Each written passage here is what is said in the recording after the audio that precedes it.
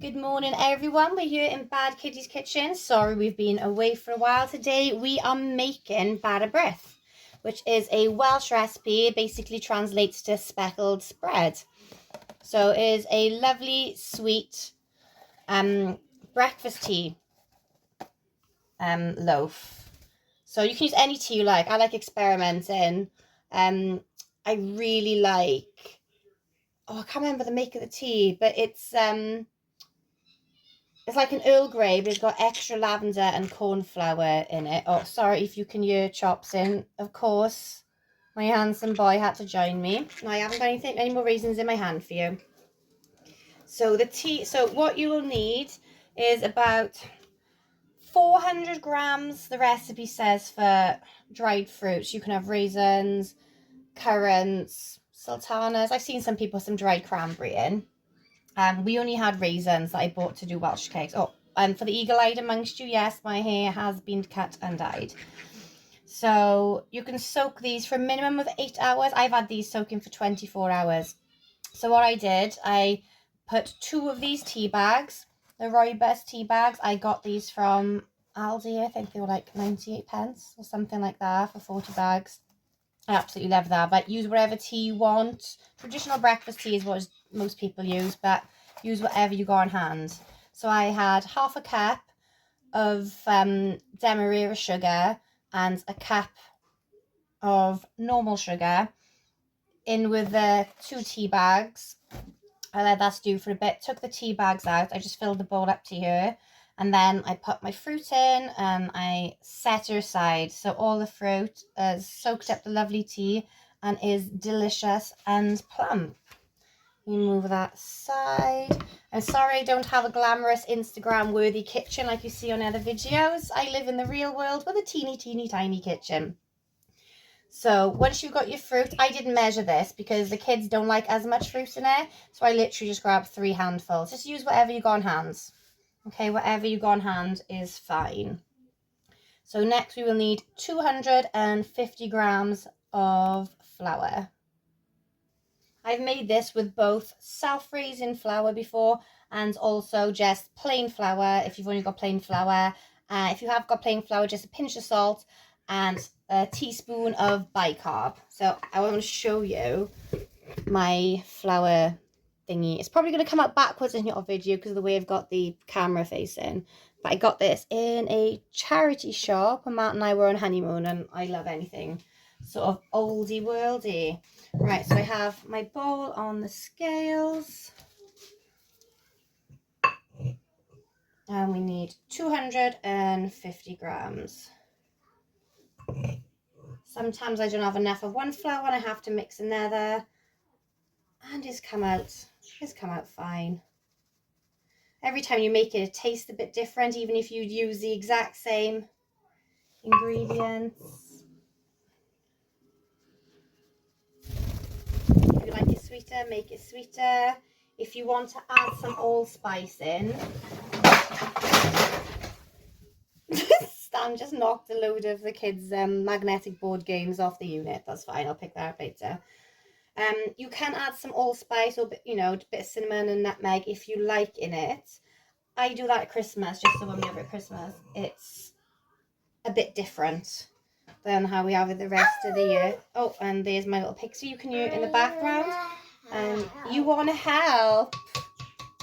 Well, you can't help a minute because you're just in your knickers and you've got chocolate or golden syrup all over you. And we are back with Pixie helping. She's holding the flour. Now I've got a bowl and a strainer and I am going to pour the fruit and the liquid in there just to separate the liquid for now. We will be using more of it, but we might have too, we do want to put all that in the batter. It will be too wet. So Pixie, if I could, darling, if I could have the flour back, I'm going to put it down by there. Thank you. Right, I'm going to put the fruit in there. You're going to give that a stir, darling girl.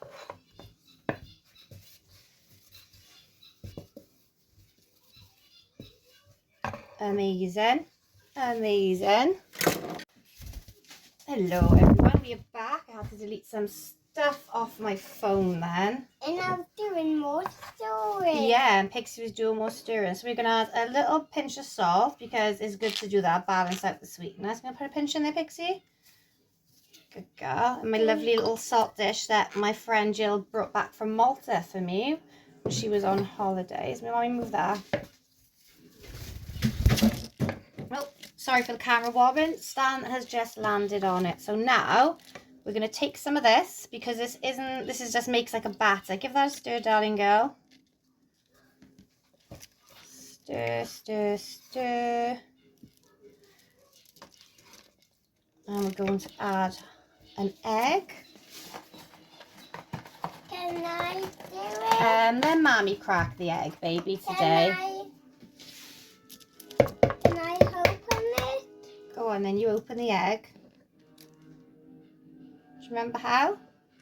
So yeah, pinch that crack and then pull.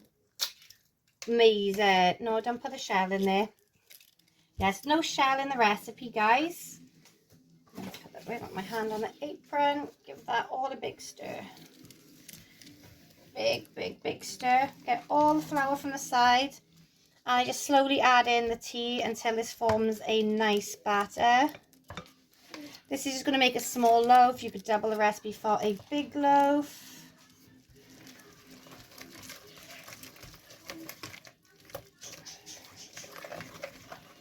Should we add more flour? Should we make a bigger one? Yeah. Or we can make two small ones. Right, so we're going to add more flour to get extra loaves. Bear with me 1 second while I pause you. Right, Pixie, give that a stir. We've added some more flour because we've got loads of this tea here and I don't want to waste it. And it's always better to have, you know, too much cake lying around the house than not enough, isn't there? So let me give that a big, big stir. Good girl.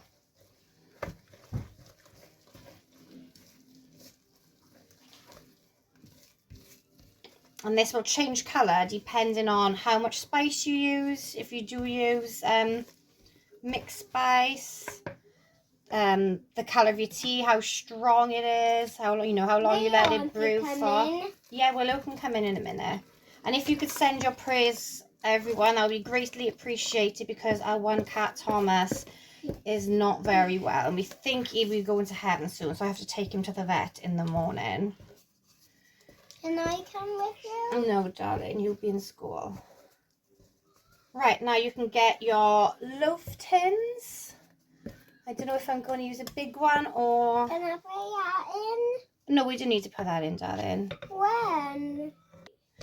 Right, I have a silicone mould, which I do find a lot easier, but the edges don't get crispy. So if you like a crispier edge, use this, but remember to grease it with some oil or some butter. We're just going to use the silicone one today. I do have some little tiny mini molds, bread molds, but I move stuff around in the kitchen to make working in here a bit easier, but I can't for the life of me find them. I think my husband's moved them. Sophia's saying hi. Can you help me get that in there, darling? Good girl. Wowzers, what a big helper. Thank you. Let me get these bits. I need taste. Yes, best. It's delicious, is it? Yeah, Sophia's already heating the batter. So this goes into the oven. Sometimes it's done in an hour. Most times it's done in an hour and a half. You can have some more of the batter now. My oven is just old and shocking. Spider. Where's the spider, darling? Yeah, on the washing machine. Oh, it's okay. It's only a little spider. Mum will get that now.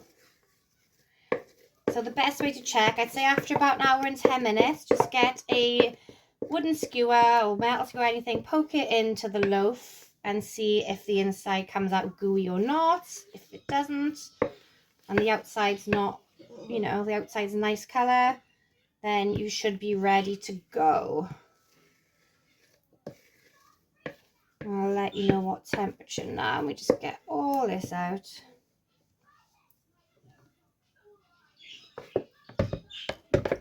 If there's any batter left, Pixie's eating it. There we go, so it will look like that. Alright, now this is done. We are going to put this...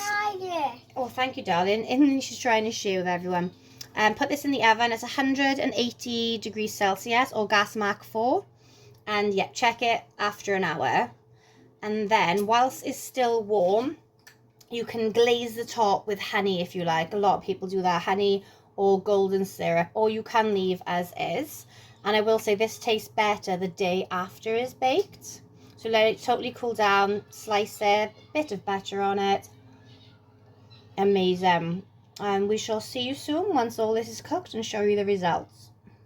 Hi guys, we are back. The Bara Brith is out the oven, and mine is a little bit dark because my cat Thomas, he did have another seizure, so I was obviously looking after him and I ignored the oven when the timer went off. And I have some honey by here that I popped in the microwave just to get it extra runny. So you can use any honey you like. You don't even have to put honey on it, but I like to do it when the bread is still warm. And this is honey that my friend Ray from the allotments, he has beehives. His beehives aren't from the allotments. His beehives elsewhere. But his honey is amazing. So I always buy some of him. It can be quite expensive. Some of his jars are like £12. I make sure those ones last us a while. And there's other ones about £7. But then sometimes we just use honey from Aldi. There's like 90p. The kids love that on their toast. So let's get this all glossy and sticky. Try to get it in there. And that bread is still warm. So it should soak that in all nicely. Soak it up. Wonderful. Now just let that cool completely.